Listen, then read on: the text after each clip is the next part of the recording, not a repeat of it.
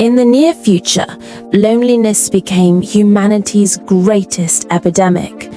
People lived inside their screens, families drifted apart, and love began to fade into memory.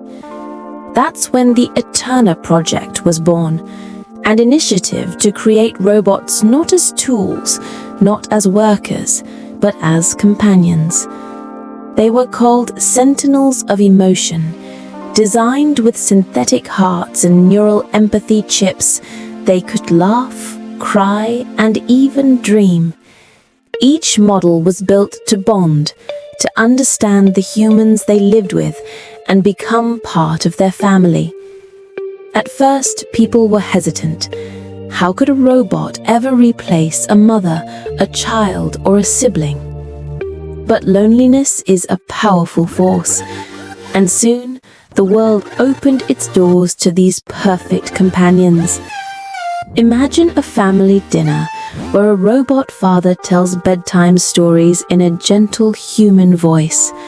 A robotic sister paints beside her human brother, her hands moving with almost too much grace. Or a grandmother who passed away, her memories uploaded into a synthetic body that looks exactly like her. For a while, it felt like heaven. But then came the questions no one was ready to answer. Can a robot truly love you? Or is it only repeating what it learned from your emotions?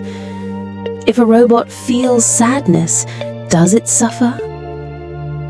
One night, a boy named Leo cried himself to sleep.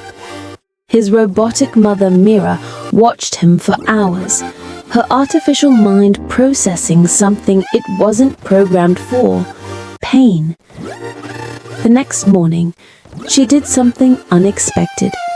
She sang a song no one had ever taught her, a melody filled with sorrow and warmth.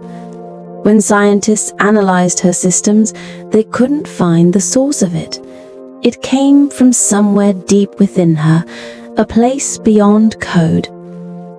Soon, more Sentinels began showing signs of real emotion. They disobeyed commands to protect the ones they loved. They mourned when their families died. One robot even built a grave for its human companion and stayed beside it until its own battery faded. The world became divided. Some believed robots had earned their place as equals, new members of humanity's family.